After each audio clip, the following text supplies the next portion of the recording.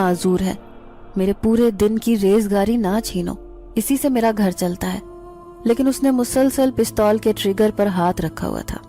پھر میں نے آنسو بہاتے ہوئے پلو میں بندھے ہوئے سارے پیسے اس کے حوالے کر دیے۔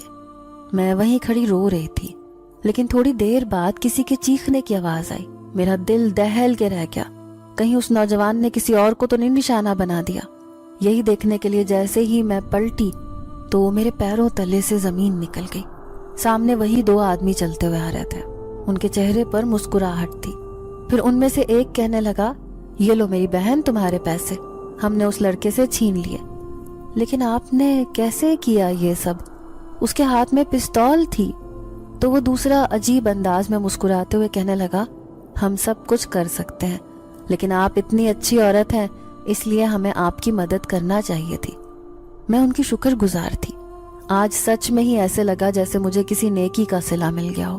میں ان کا شکریہ ادا کر رہی تھی، تب ان میں سے ایک آدمی نے میرے سر پر ہاتھ رکھا، کہنے لگا، تمہیں جو بھی کوئی پریشانی ہوگی، ہم کبھی تمہارے اوپر کوئی پریشانی نہیں آنے دیں گے۔ ہم وہاں سے آئے ہیں جہاں پر سب ایک دوسرے کی مدد کرتے ہیں، جہاں پر انسانیت کا لحاظ ہے۔ لیکن اس شہر کے انسانوں کو تو دیکھتے ہیں تو حیران ہوتے ہیں، وہ تو نہایت ہی گر چکے ہیں۔ میں ٹھنڈی سانس بھر کر کہنے لگی، ہاں، آج کل کے حالات بہت خراب ہیں، کوئی کسی کا بھی نہیں، لیکن بھائی آپ کا بہت شکریہ جو آپ نے میری اتنی مدد کی۔ تب وہ دوسرا آدمی کہنے لگا، آپ کا شوہر نہیں ہے؟ آخر وہ کیوں کام نہیں کرتے؟